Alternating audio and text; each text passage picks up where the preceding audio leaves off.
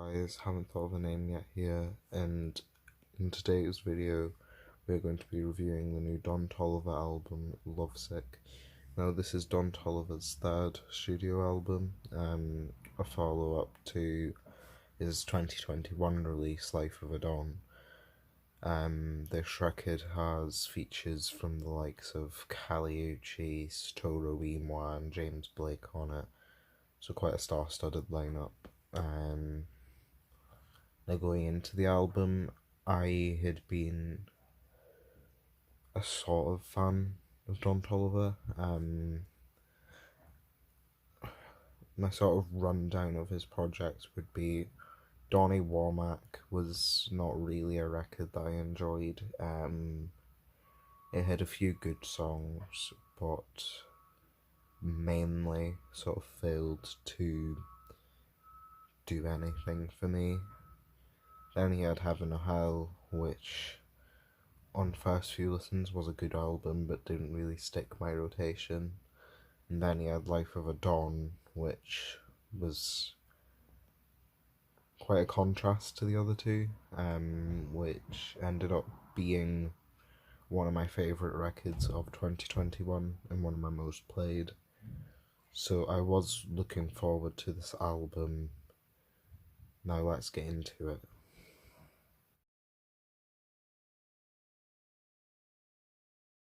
First track, Love Sickness, sort of helps to establish the mood of the album. It does also establish the very loose concept of the album, which is sort of the ups and downs of a relationship, I guess. But the album doesn't really stick to that, as you'll see as we go further along. This track is very short. It's the shortest on the album and it's under 2 minutes, but it does pack a punch with that runtime. You've got this sort of western beat, like it sort of gives off like cowboy vibes. And Don Toliver comes in with a deeper register than we're used to hearing from him. And yeah, overall, it's quite a good song. Yeah.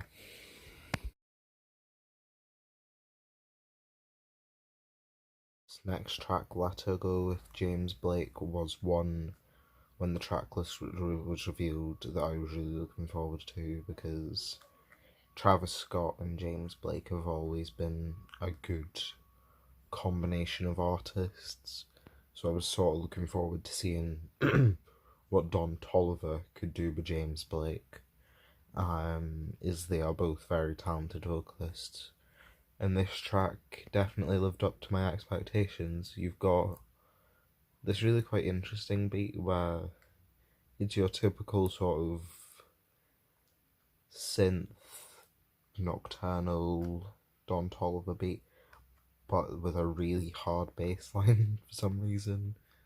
You've got Don Toliver coming in with, to be quite frank, some like heavenly vocals. And around halfway into the track, it does sort of cut off, and it goes into this amazing outro from James Blake, where towards the end, him and Don Toliver start harmonising, and it's just upper echelon song in my opinion. Yeah.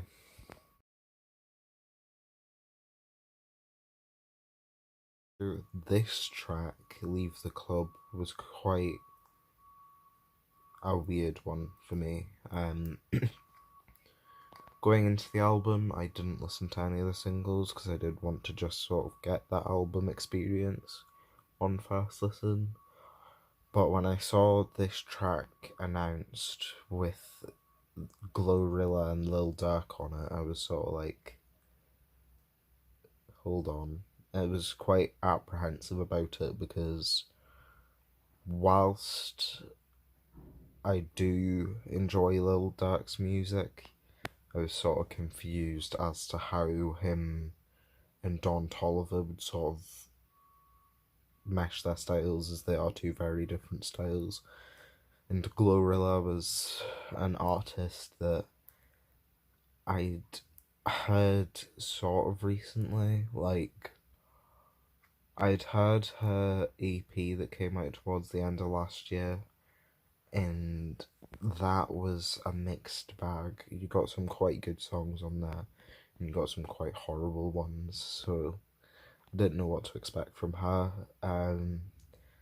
So the track starts with quite a weird start. You've got sort of Don Toliver doing a falsetto over this synth, and then you've got a very club rappy beat that comes in, and Don Toliver continues this like falsetto whilst trying to rap quick, and that doesn't really work for me. But then you go into his verse and it's quite good. Then you get a decent verse from Lil Durk, and then I'm sort of thinking, how's Glorilla going to fit in on this? And my question was answered very quickly, as the beat switches up into something completely different. And I've seen a lot of discourse about this verse, but I'm going to give a bit of a hot take here and say Glorilla had the best verse on the song. It goes really quite hard over this quite aggressive beat.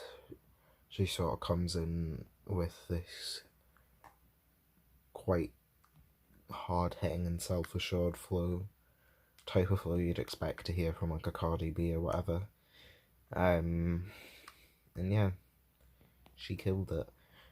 My one criticism of the verse is the fact that the beat only drops after her first 4 bars, and then she does 4 more bars, and the song's over. So it sort of does feel quite slapped on in a way. But yeah, this track was nowhere near as bad as I thought it was going to be. And yeah, quite an enjoyable track. With Calio Chase was one that I was really looking forward to going into the album. I'd avoided it when it dropped before the album, but Don Toliver and Calio Chase's previous collab, Drugs and Hella Melodies, was one of my favourite songs off Life of a Don, and I was really sort of looking forward to seeing how this track would compare to that. And in my opinion, it's not as good, but it's still a good song. I sort of wish that Callie Chase had more of a part to play in the song. Like, she does the post-chorus and that's about it. Like, maybe if they'd done like a third chorus and let her do a bridge or something, I think that would have worked. You've got this really sort of weird instrumental, like it's got quite an uncanny time signature to it. The way it comes in, and it sort of does have a bit of a stop-starty nature. So on first listen, I was like, what the hell is this? Like, but to quote Don Toliver in the first verse, it gets better. That was corny. That was really corny. But as I sort of listened to the track more, it sort of rose, in my opinion, of it. Yeah, quite a good track.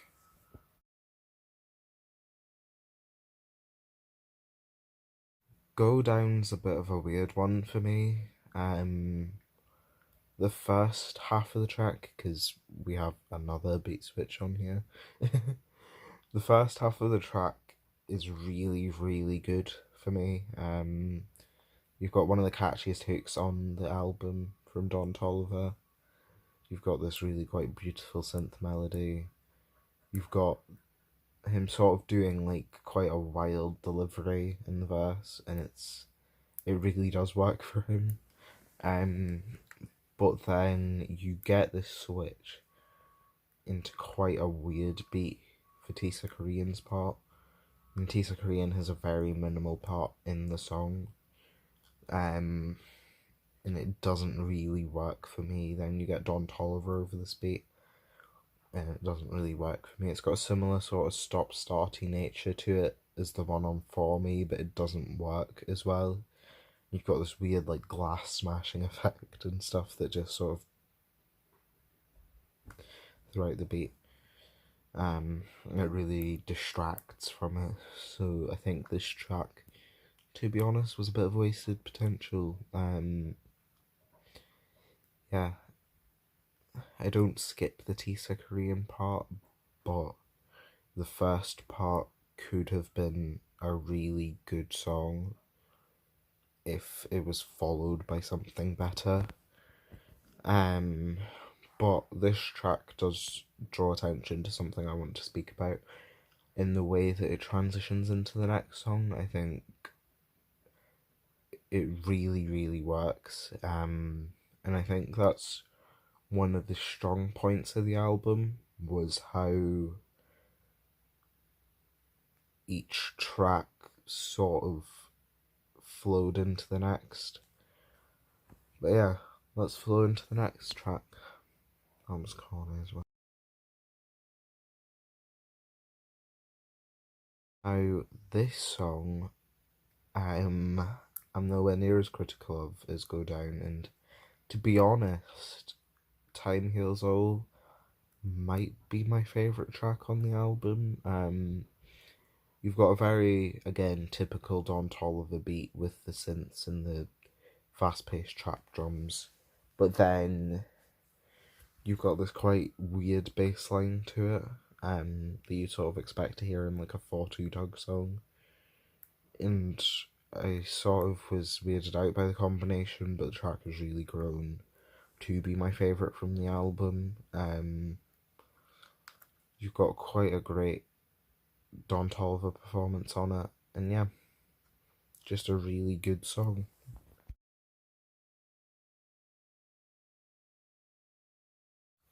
Leathercoat is an interesting one for me. You've sort of got this like quite like 2000s era pop instrumental with like a repetitive acoustic guitar and quite a basic drum pattern. And Don Toliver slides over this and it's great. And then you get this like weird sort of kind of beat switch with it, where you just sort of get the guitar melody but slowed down and pitched down a bit without the drums, and drums come in later, but it's sort of at the end of each line, and that's quite good. And then you get this weird sort of almost like something off of like Trilogy by The Weeknd with this bridge that's like really weird. It does transition into the next song really well, but on first listen I wasn't really keen on it, and that hasn't really changed. Like, it's a bit too weird for me. So sort of a mixed bag of a track. I think the first two parts are really good, but that weird third part I'm not sure if I'm a massive fan of.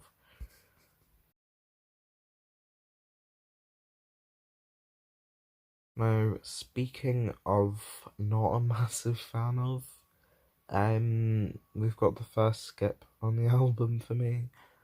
It's the only skip, spoiler alert. But yeah, you've got sort of like an almost like Playboy Carti type beat on it. Like, it sounds sort of similar to Sky off Whole Lot of Red. But then you've got Don Toliver sort of trying out this quite zany, like Anderson .Paak flow over it, and it really, really doesn't work for me. And at points it gets more annoying than anything else. So it's quite a bad listen for me. And this track sort of signifies where the album begins to take a bit of a dip. Because whilst I have been quite critical of quite a few of the previous songs, that sort of like 7 track run is probably the best run of tracks on the album. But yeah. Private Landing was another one that I was quite nervous for when the features were revealed, because Future and Don Toliver were really good together on Heroes and Villains, but I didn't know how Justin Bieber was going to play into things. You've got this really quite hard hitting trap beat that for some reason didn't really work for me. It's just not really connected. Um, Don Toliver brings a similar sort of cadence that he had on the hook of Leave the Club on this beat, and I find that quite catchy. Um, a lot of people I've seen speak about the track have found it quite annoying, and I can see that because it is quite like almost screechy in a sense. You've then got a decent verse from Don Toliver, then you've got a decent verse from Future. Like, I've seen a lot of people like bigging up this Future verse and saying it's the feature of the year and stuff. In my opinion, I don't even think it's the best feature on the album. You've got some weird lines on it. I watched another creator, John Denton's reaction to the album, and he pointed out the fact that one of the lines sounded like Future called his girl an idiot,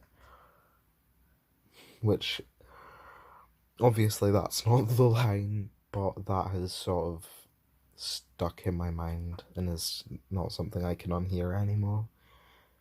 But yeah, so I'm thinking, okay, this is a decent track, and then you've got Justin Bieber coming in like, keep going, keep going, and it really doesn't work for me. And then you transition into the Justin Bieber verse with some more sort of singing vocals that don't sound too bad. But then you've got Justin Bieber trying to rap, and it's not like Maria I'm Drunk Justin Bieber trying to rap where it actually kind of works. It more just sounds awful, and like genuinely I have no idea what he was doing on that track.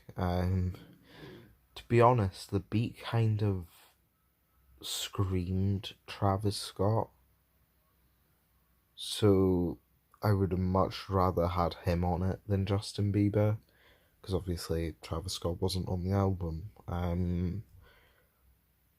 But yeah, just a sort of average track that leads into a horrible third verse, and it's almost always like a skip after the hook after the Future verse, because I'm not trying to hear that Justin Bieber verse, to be honest.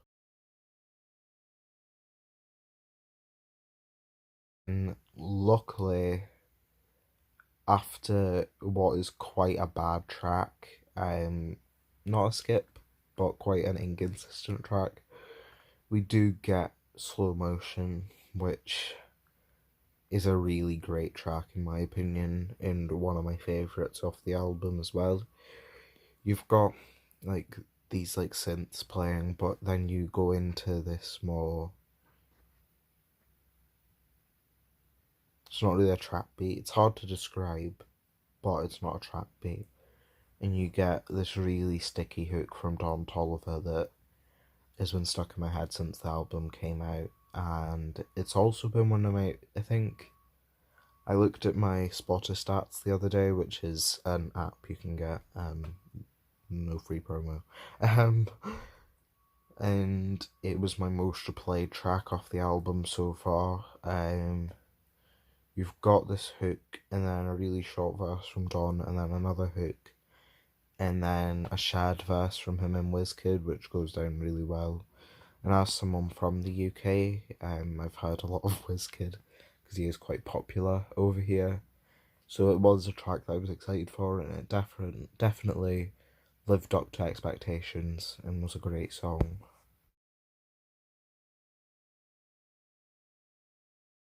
Right was a song that I'd seen a lot of people talking about when it first came out. It was a single, and it was sort of a mixed reaction to the track. Looking on the Don Toliver subreddit, a lot of people were calling the track like just okay and saying that it didn't really stick in the rotation and that. And I can sort of see that when I first listened to the track. Um, it's not bad by any means, but it is sort of Don Toliver trying out a different style, which he does do a lot on here. So I have to praise that. Um, because he definitely steps out of his comfort zone on this album. But this track is an example of that not really working. I do enjoy the track, but the more sort of fast paced nature of it doesn't really work with Don Toliver. Um, you've sort of got him like doing this quite whiny delivery over it as well, which doesn't work for me at all.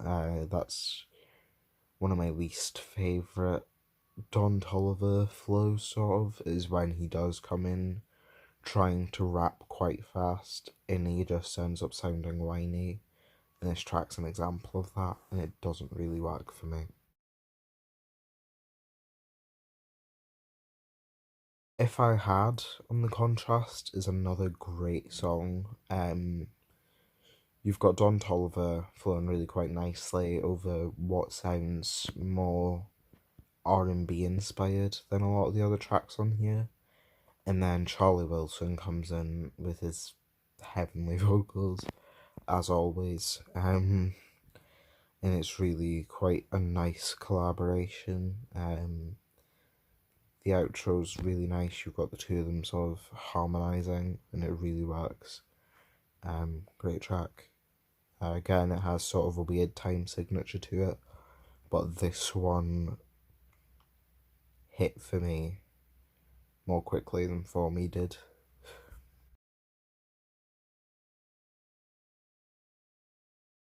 Now, this was another track that I was really looking forward to when the track list was revealed. Company Part 3. Company's been a sort of series in his studio albums. You've got Company Part 1 on Heaven or Hell, Company Part 2 on Life of a Dawn, and now Company Part 3 on this album. And Company was one of my favourite tracks off Heaven or Hell. Company Part 2 was a decent track off Life of a Dawn. And then this one is one of the best tracks on the album again. You've got a sort of basic guitar-based trap beat to it, but it really does work for me. The snares are quite weird on it, and also almost give it sort of like a Latin flavour to it, in a sense. But yeah, it's just a really great track. Not much more to say about it, to be honest. This track I do have a lot to say about. This track was another one that I was really looking forward to going into the album. I mean, I looked forward to the whole album going into the album, but Don Toliver and Brent Faiyaz are two of my favourite artists. So to sort of see them linking up, it did make a lot of sense to me.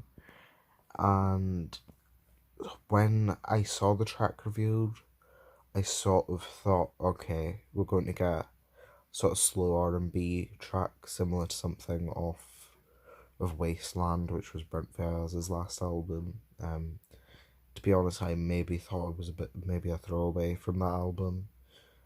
And then we actually get into the track and we get this sample at the start, and I'm like, okay, so we're maybe going into like a sort of Drake-esque beat with the sample, and then maybe like a slow organic drum pattern. But no, it goes into this Jersey Club track, and it like really caught me off guard. But this track did really land for me.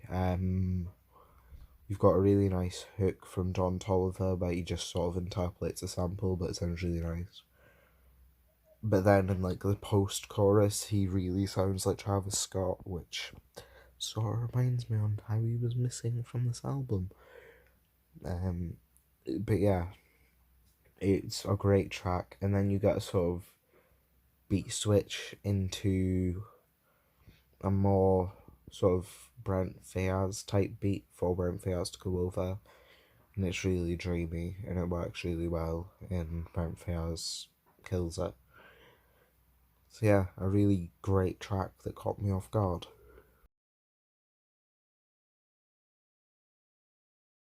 This track is a weird one. Cinderella Watoro Imwa. It's got a lot of good elements to it, but a lot of bad ones on top of that. You've got a great beat on it. Like, I love the beat on this track. It's one of the best on the album. To be quite frank, it's a really well produced album, but this track, yeah, you've got Don Toliver coming in with quite a weird, almost offbeat flow that doesn't really work for me. In the verses, this is a bit less noticeable, but the hook itself, like, he just sort of like trods along, and it almost sounds like it was taken off another track and put onto here, which I wouldn't be surprised if it was. Then you get to the end of the track, and it's sort of like, why was Toro Ima during that? And I've looked it up, and I've looked at like the Don Toliver subreddit, and I've had a lot of people saying that the sort of like slowed down, pitched down vocals, excuse me, are Toro Ima. But on first listen, that just sounded like slowed down and pitched down Don Toliver to me. So it did end up being quite a disappointing track, but not by any means a bad one.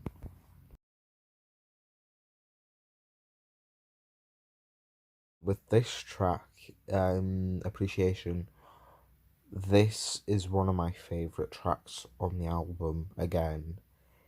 It's got a really quite soulful nature to it, which I was sort of expecting from the sound on this album, because obviously going into it, Don Toliver had said that this was going to be a sort of soul and R&B inspired album, and we didn't really get that. We did get a few R&B inspired tracks, but there was not really any soulful elements other than the sample on Bus Stop. But this track really goes into that soulful area, and it really lands. The track doesn't really pick up into anything, but I think the track's good for that. Like, it just works as a really soulful, vibey track. And I think if it had picked up into something more fast paced or whatever, or dropped or whatever, that it would have maybe damaged the track. But yeah, a great track in my opinion. And it really sort of ties together the weird sort of narrative of the album. Like, throughout the album, you don't really get this lovesick theme. Like, when I think about the album, you get, like, the intro, Lovesickness, sort of does apply to that. Let Her Go works for the album, its narrative. You've then got For Me, which obviously works for the album's narrative. It is a bit of a love song. Then you've got Go Down, which I guess kind of goes into the album's narrative, but more just sounds like Don Toliver wanting his girl to suck him off. So do with that what you will. So this sort of lovesick theme doesn't really work throughout the album, but this track, in my opinion, does it really well. But yeah, let's get into my final thoughts on the album. This video may have seemed quite critical, but the album has been constant rotation since it dropped. Just a really enjoyable record for me. Whilst there are elements of quite a few songs that I'm not a massive fan of, whether it be Tisa Green on Go Down, Justin Bieber on Private Landing, but these elements are very much outshone by the good parts of the album, which are really consistent. If I were to sort of say where it ranks in my Don Toliver discography, it would be sort of below Life of a Don, but above Heaven or Hell. And I think by the end of the year, it could be one of my most played records. And to be honest, of the albums I've had this year, which has been pretty much most of the big rap albums that have came out this year, it is probably, I would definitely say it's top 3, and it's definitely above the standard of a lot of albums that have dropped this year in a similar vein. The concept could have been more, well, better executed, but that's not really a criticism of the album in my opinion. That's more just a sort of wish list. When the features were revealed, I was looking at his Instagram comments, and a lot of people were like, "Where's Travis Scott? Where is Travis Scott?" I think this album is really sort of distanced on from Travis Scott. Like, when Life of a Don came out, a lot of people's main sort of criticism of that record, and I'm speaking about the people that didn't like it, a lot of people that didn't like that record said, "Oh, this just sounds like Travis Scott's music, but worse." But this album is shown that Don Toliver can step out his comfort zone a bit, and I'm really looking forward to seeing where he goes on the next album. And to be honest, this album didn't need Travis Scott. I love Travis Scott's music, and I love Travis Scott and Don Toliver as a collab, but this album stood alone, and it really sort of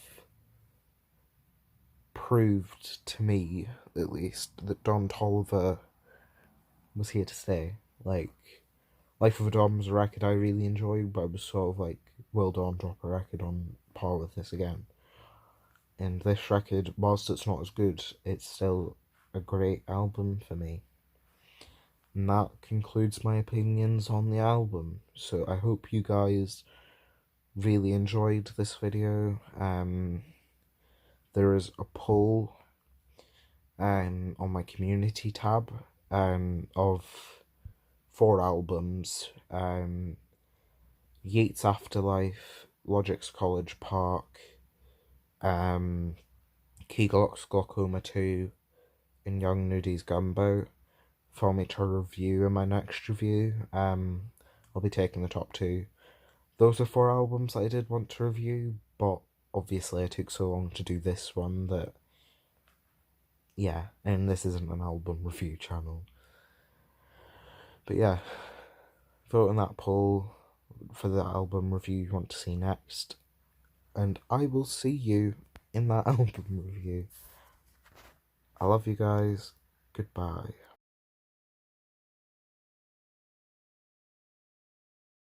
So annoyingly, I took too long to do the video, and Don Toliver managed to drop the deluxe. And so I thought I'd give my quick sort of thoughts on that before I end off the video, because I'm not going to give that its own video or whatever. The deluxe is a mixed bag. I'm not going to be track by track like I did the track list, but my sort of quick thoughts on every track. No Pole, I believe it's called. Really good track. It sounds like something on the level of the album, and I kind of wish it was on the album. Like, if you took off Honeymoon and put No Pole on the album, I think it would have been better, to be honest. And then you've got Embarrassed with Travis Scott. which really sort of ruins my overall thoughts of the album, because I've just said, oh, this album differentiated Don from Travis and all that, and he goes on collabs with them on the deluxe. Quite a disappointing track, to be honest. It's a good track, but not on the level of something on the album, in my opinion. You've got this sort of basic guitar beat, sort of similar to the one on Lock On Me, off of Metro's album, so that sort of made me quite nervous going into it, because I'm going to do a video on Heroes and Villains at some point, not a review, but maybe a different style of video. But a sort of spoiler for that, Lock On Me was one of my least favourite tracks off there, because Travis sounded so sluggish over it. And this track, Travis is better on, but it's not really anything mind-blowing from him, and it's the same sort of performance from Don Toliver. Then we get into the next track, which is called Geronimo, which it's better than Embarrassed, but it's still not really on the level of the album. It's just sort of like a just okay track. Not really much better than that. It's got a good beat to it, and Don Toliver flows well over it. But yeah, and then what's it called again? It's like Luckily I'm Having or something with Tizo Touchdown. Not really a track I enjoyed, to be honest. Tizo is an artist that ever since the Yate album, really, I've been wanting to get into, because in my opinion he was really good on that. But on this track he doesn't really bring the best performance, and it's quite bad, to be honest. And Don Toliver doesn't really do much on here to allow the track to be better. So overall, the deluxe wasn't really necessary, in my opinion. Like, if I'd done the deluxe or whatever, I would have just had No Pull. Or maybe I would have included No Pull on the album and not done a deluxe. I saw a few people saying that there was going to be a remix of If I Had with Sampha, but that never came to be a thing. To be honest, I don't think that's necessary either. Like, I really do enjoy Sampha's music, but I think Charlie Wilson brought a lot of enjoyability to that track. So yeah, quite a disappointing deluxe, and one that's not really necessary. Unlike the album, I don't see it being replayed too much. No Pull, I think, could be replayed quite a bit, but the rest of the tracks, no, not really. Alright, so that concludes my opinions on Lovesick. See you guys in the next video.